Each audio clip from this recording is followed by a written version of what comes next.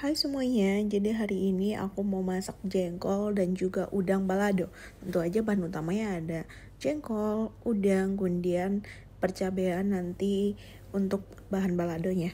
Oke, pertama karena minyaknya udah panas, ini jengkolnya aku langsung masak aja. Sebenarnya ada beberapa cara untuk masak jengkol ya guys ya. Oke, jengkol itu bisa direbus dahulu, kemudian digeprek, baru digoreng lagi sedikit, atau mungkin seperti cara aku nih. Aku biasanya kalau seandainya lagi malas, itu jengkolnya setelah dicuci langsung aja aku goreng. Kemudian ketika kulit dan jengkolnya udah mengelupas, itu aku buangin satu-satu. Itu juga nanti akan mempercepat kerja kita nanti ketika mengeprek jengkolnya. Kalau ini langsung aja diaduk-aduk sampai sedikit garing, kemudian jengkolnya bisa diangkat ya guys ya. Diangkat aja semuanya. Dan jangan lupa nanti setelah jengkolnya diangkat itu langsung direndam di dalam air dingin. Itu supaya jengkolnya itu tetap empuk gitu ya. Oke, yang kedua kita masuk ke bagian perudangan. Ini udah saya marinasi ya dengan bumbu racik yang instan aja biar cepet gitu ya. Ini udangnya langsung digoreng. Oke, balik lagi ya ke selera masing-masing. Aku tim yang udang emang bener suka garing atau digoreng bener-bener sampai crispy gitu ya. Soalnya bagian kepalanya kan tidak aku buang. Jadi ketika dimakan itu ada kriuk-kriuknya. Oke, ini kembali ke jengkol yang udah direndam dengan air dingin tadi. Jengkolnya satu persatu aku geprek ya, biar nanti ketika bercampur dengan sambal itu jadi lebih menyatu gitu ya rasanya.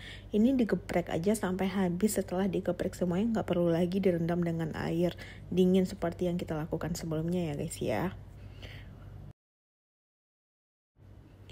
Oke, sekarang kembali ke udangnya tadi. Ini udah kelihatan lebih kering ya. Bagian kepalanya juga udah terlihat tidak basah lagi. Ini bisa diangkat, kemudian ditiriskan. Ini benar-benar enak banget, merupakan salah satu jenis lauk kesukaan saya kalau seandainya lagi makan, yaitu udang balado dengan jengkol. Kalian juga bisa udang balado dengan tahu dan yang lainnya. Tapi kebetulan hari ini ada jengkol, ya udah aku masukin jengkol aja. Oke, selanjutnya bawang merahnya diiris tipis-tipis. Kadang juga bisa ya guys ya, kalau seandainya kalian mau blender aja bawang, tomat, bawang putih dan juga cabai-cabainya juga bisa. Tapi kalau seandainya bagian udang, aku lebih suka tim yang mengiris kemudian bawangnya digoreng sampai wangi gitu ya.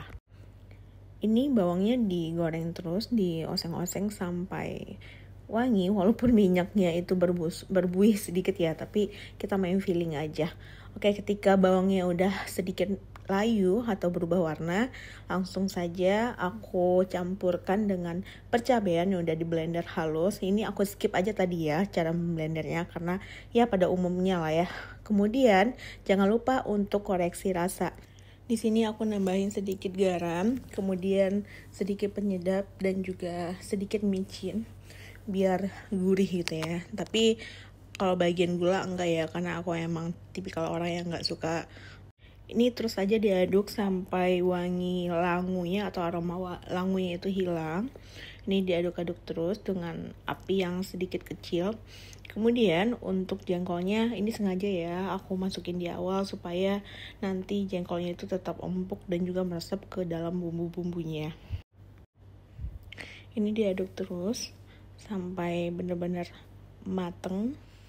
Ini semenjak bulan Ramadan kemarin aku udah nggak makan jengkol lagi ya, karena memang menjaga ya, karena sedikit bau. Tapi nggak tahu ya kenapa hari ini tiba-tiba ketika lihat kulkas ada jengkol, ada udang, kayaknya enak nih buat disatuin.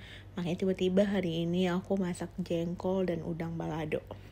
Oke guys, ini nggak kerasa udangnya udah masuk ya, nggak ke record tadi. Kemudian langsung aja di plating dan siap disajikan ya guys ya. Ini benar-benar enak dimakan dengan nasi panas dan benar-benar ngabisin nasi banget. Selamat mencoba ya.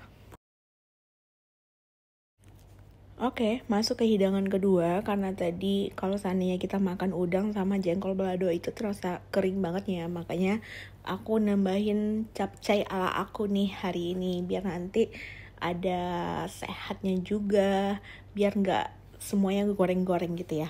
Oke, pertama aku tumis dulu, ada bawang merah di sini, bawang merah dan bawang putih, kemudian ada cabai keriting yang udah aku iris tipis-tipis.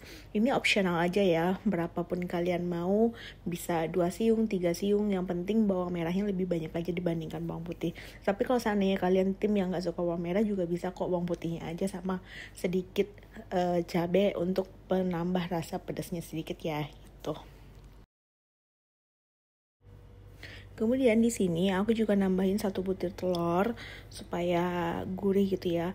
Biasanya kalau seandainya aku bikin capcay kayak gini bisa diganti juga sih dengan telur puyuh, itu biasanya lebih enak ya. Mungkin ada beberapa orang yang gak suka kalau seandainya telurnya diorak-arik kayak gini, kadang bisa membawa kesan agak sedikit amis atau bagaimana gitu ya. Tapi kalau seandainya aku mah suka-suka aja, yang penting ketika kita numis telurnya itu dipastikan benar-benar matang sebelum dicampurkan dengan air dan sebagainya. Tapi kalau seandainya kalian ada stok telur puyuh di rumah itu akan lebih enak lagi. Oke, selanjutnya ini ada persayurannya, ada wortel yang udah aku iris bentuk bunga-bunga kayak gitu ya, biar kesannya cantik gitu ya. Jadi kita nanti semangat untuk makan sehatnya. Ini aku masukin wortelnya dulu tadi karena emang itu yang paling keras, kemudian disusul dengan bunga kol atau brokoli putih atau apalah gitu namanya ya. Ini diaduk-aduk aja.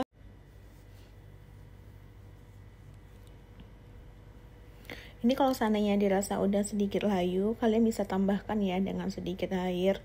Nantinya takarannya sesuai selera kalian aja. Kalau seandainya kalian lebih suka yang berkuah, itu bisa banyak. Kalau aku emang sedikit aja airnya, karena di sini aku juga bikin capcaynya sedikit, jadi airnya bisa disesuaikan ya guys ya.